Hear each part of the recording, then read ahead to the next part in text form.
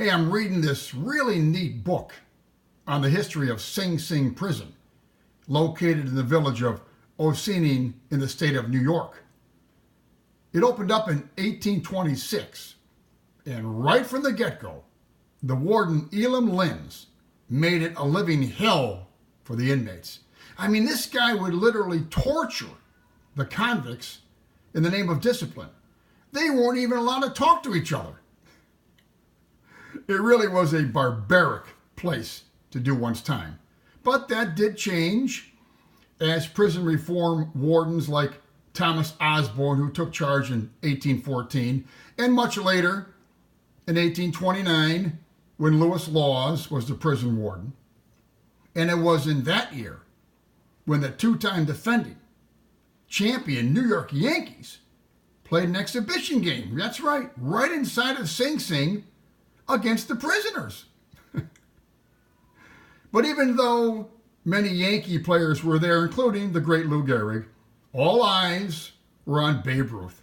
And the Babe did not disappoint the crowd of 1,500, which included many sports writers like Fred Frick of the Evening Journal in New York, who stated, quote, "Both had the time of their lives from the minute the Babe pigeon-toed through the outside gate and watched curiously as the guard locked the doors behind him," unquote. Now, there were gun-toting guards watching from the many prison towers, and then Ruth did get down to business. In the first inning, he doubled, but in the second, third, and fifth, he blasted home runs. The first one sailed over the right field wall 320 feet away, and it cleared the wall by 40 feet. Now that ball kept going, folks, and crossed 8 New York Central Railroad tracks before eventually landing 620 feet away. An inmate named Mike said, quote, "I wish I was riding out of here on that one," unquote.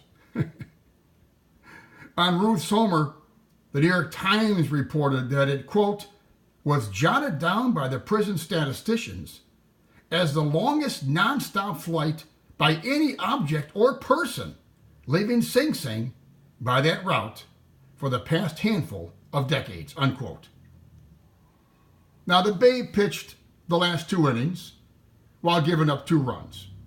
The Yankees did win the game 17-3. And as the prisoners all lined up to march back to their cells, Ruth yelled out, "Goodbye, boys, and good luck."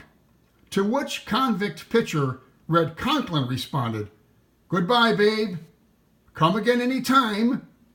We're always home." The New York Yankees, with Babe Ruth, played inmates at Sing Sing Prison on September 5th, 1929, a day that I'm sure many of those convicts on hand didn't soon forget. Hey, check us out on YouTube. This is your Christian reporter, Sonino John Paul Scarletti. Thanks for watching. God bless you. I'll see you later.